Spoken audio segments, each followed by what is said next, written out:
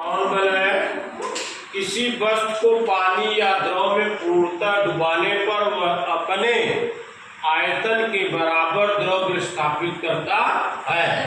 वस्तु द्वारा अपने आयतन के बराबर हटाए गए पानी अवलिक द्रव द्वारा वस्तु पर ऊपर की ओर बल लगता है।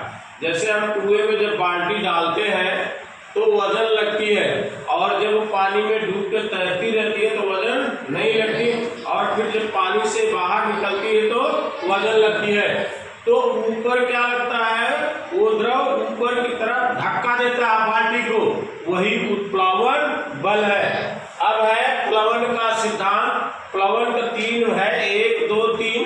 पहला है W, जहां W वस्तु का हवा में भार है। कोई एक गुटका ले लो, ऐसे गुटका है, 3 गुटका ले लो, जिसमें W बराबर वस्तु का भार और W1 माने उत्प्लावन बल है। तो पहली स्थिति में W बड़ा है W1 से, यानी वस्तु का भार ज्यादा है उत्प्लावन बल से। पहला कंडीशन क्या है? वस्तु का भार ज्यादा है उत्प्लावन बल से। ऐसी स्थिति में वस्तु पानी में डूब जाएगी, पूरी तरह एकदम तपे नीचे चली जाएगी। दूसरा कंडीशन है, अगर वस्तु का हवा में भार और उत्प्लावन बल दोनों बराबर हो तो ये वस्तु इस सतह पर आंशिक रूप से तैरती हुई नजर आएगी।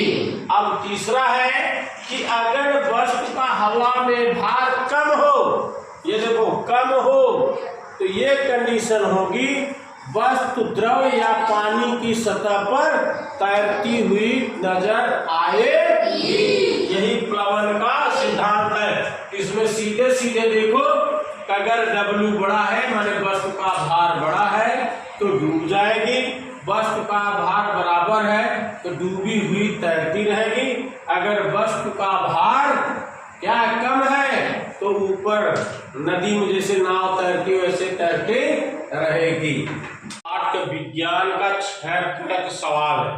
50 मीटर गहरे समुद्र, यानी सबसे पहले फार्मूला लिखो, दाब माने P बराबर HDG, ये फार्मूला लिखो। इसमें अब देखो क्या दिया है, 50 मीटर गहरे, यानी H दे दिया 50 मीटर। क्या दे दिया? H 50 metre. गहरे समुद्र की तली पर दाब क्या होगा?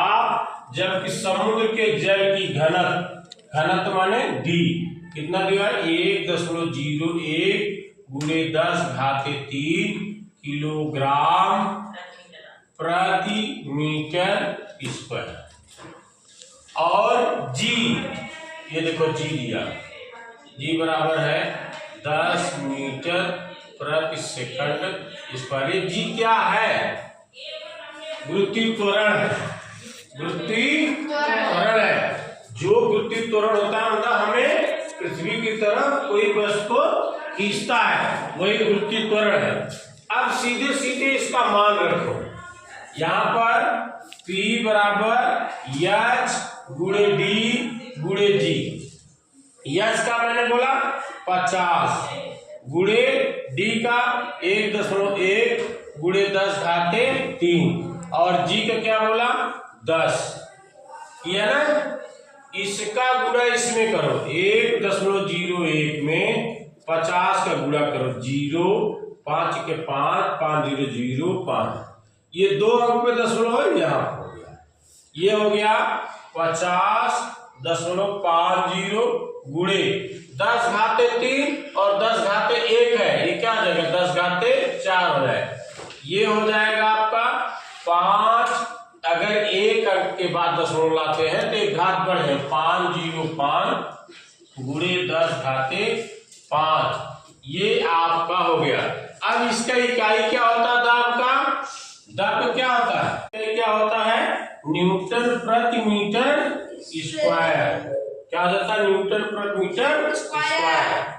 8 11 है, कक्षा 6 दिखाइए कि जल पंप द्वारा 10 मीटर तक गहराई से जल निकाल सकते हैं जबकि वायुमंडलीय दाब 76 सेंटीमीटर, पारे के स्तंभ का दाब, पारे का घनत्व 13.6 × 10⁻³ किलोग्राम प्रति मीटर घन, गुरुत्वीय त्वरण 10 मीटर प्रति सेकंड है। ये है H1 D1 G1 बराबर H2 D2 G2। एक तरफ हम पारे के लेंगे, दूसरे तरफ हम जल के लेंगे। इस तरफ हम पारे के ले रहे हैं, इसका क्या लेंगे? पारे का। और इस तरफ क्या लेंगे? जल का। अब देखो ये H वायुमंडलीय दाब मतलब पारे का क्या हो जाएगा? ये सेंटीमीटर जो है 76 सेंटीमीटर है। ये 76 सेंटीमीटर ऊंचाई है। क्या है? ऊंचाई है। ये 76 सेंटीमीटर को 0.76 मीटर लिख सकते हैं। समझ रहे हैं? समुद्र तल से 76 सेंटीमीटर ये ऊंचाई है। समुद्र तल से 76 सेंटीमीटर क्या है? ऊंचाई। ये है 0.76 × D माने घनत्व। पारे का घनत्व कितना है? 13.6 × 10⁻³ × G माने जो गुरुत्वीय त्वरण है 10 मीटर, इसका भी वही होगा, इसका भी वही होगा। मतलब पृथ्वी जो अपने गुरुत्वीय त्वरण है अपनी ओर आकर्षित करती है, वो इतने गुरुत्वीय त्वरण से बराबर 10 बराबर H2 ही निकालना है। H2 ही निकालना है गुणे D2 क्या होगा? जल का घनत्व। जैसा कि हम सब जानते हैं जल का घनत्व होता है 10⁻³ समझ रहे हैं ना? किलोग्राम प्रति मीटर घन। इसका जो है 10⁻³ गुणे G2 माने वही 10 होगा। इस 10 को इस 10 से काट दो। ठीक। अब ये H2 बराबर 0.76 × 13.6 × 10⁻³ ये पूरा बटे 10⁻³। ये 10⁻³ ये 10⁻³ कट जाएगा, बराबर क्या हो जाएगा? 0.76 × 13.6। आप 13.6 × 0.76 गुणा करो। 36 36 18 3 21 6 के 6 2 8 7 42 4 7 21 4 25 ठीक ना। 2 7 के 7 2 9 ये हुआ 6 ये हुआ 3 8 5 13 ये क्या हुआ 10 ये हुआ। तो ये उत्तर हो गया 10.336। H2 कितना हो गया? कितना?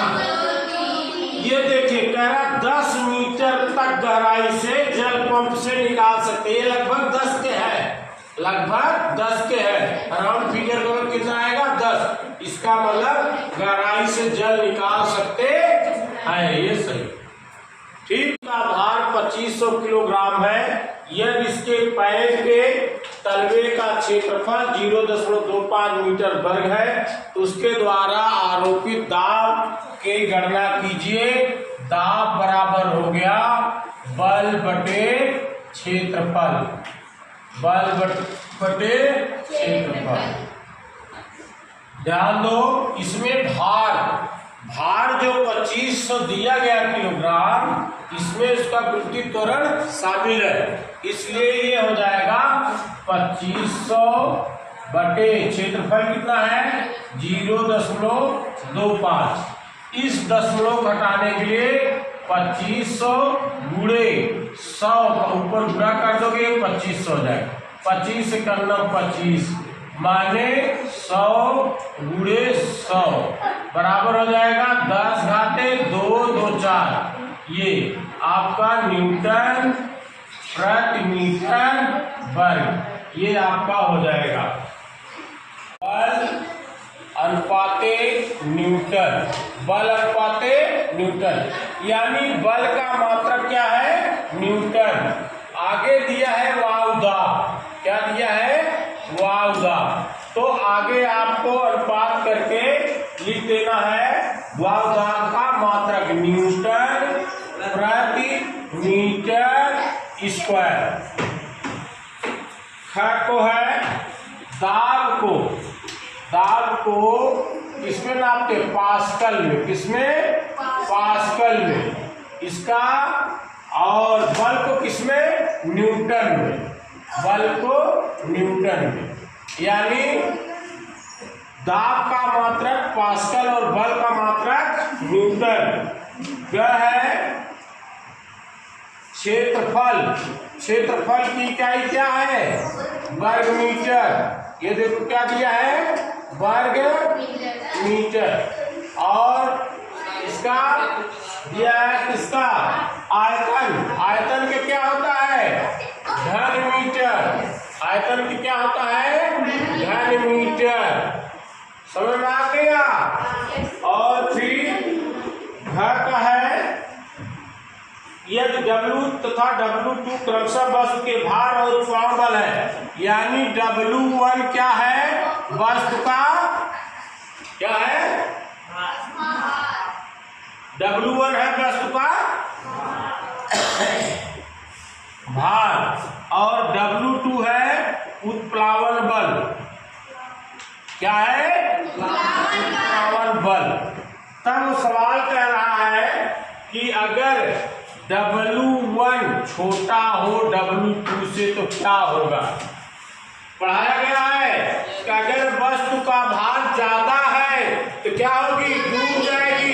अगर वस्तु का भार बराबर है तो सतह पर तैरती रहेगी। अगर वस्तु का भार कम है तो क्या होगा? तैरती रहेगी। क्या होगी? तैरती रहेगी।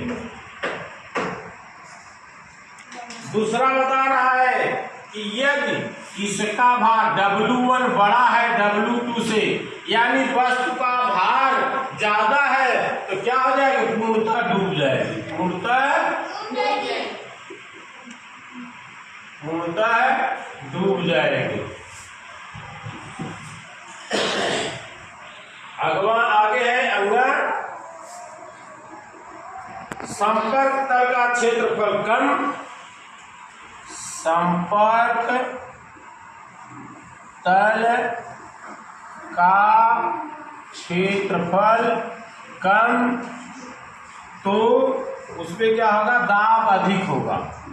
दाब अधिक होगा। और फिर कह रहा है अगर